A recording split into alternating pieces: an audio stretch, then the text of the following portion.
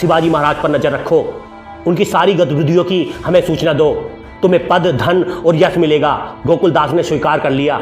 उसके मन में कोई विद्रोह नहीं था। वह एक जासूस के रूप में दक्षिण की ओर निकल पड़ा, मगर वह नहीं जानता था कि जो सफर शुरू हुआ था वो उसकी आत्मा को बदल देगा। जब गोकुलदास पहली बार छत्रपति शिवाजी महाराज से मिला, वह स्तंभ रह गया। यह कोई सामान्य राजा नहीं थे। उनकी आंखों में स्वराज की अग्नि थी, आवाज में धर्म की गूंज और चाल में आत्मबल का तेज। यह मिलन एक मोड़ था। गोकुलदास का मन, जो अब तक सेवा और लालच के बीच डगमगा रहा था, एक दिशा पकड़ चुका था।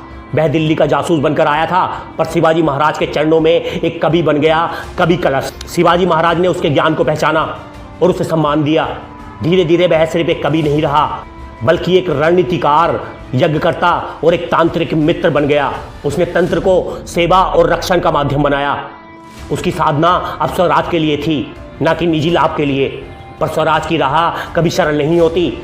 शिवाजी महाराज के स्वर्गवास के बाद सत्ता संभाली संभाजी महाराज ने। कवि कलश उनके और भी निकट हो गए थे। उनका रिश्ता अब सिर्फ राजा और सेवक का नहीं था, बल्कि दो आत्माओं का एक साझा संकल्प बन चुका था।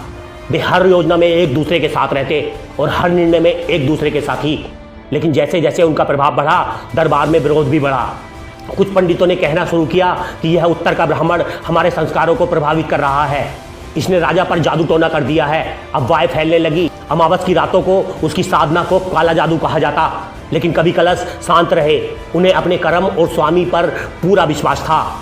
अब समय आता है सन 1679 संग में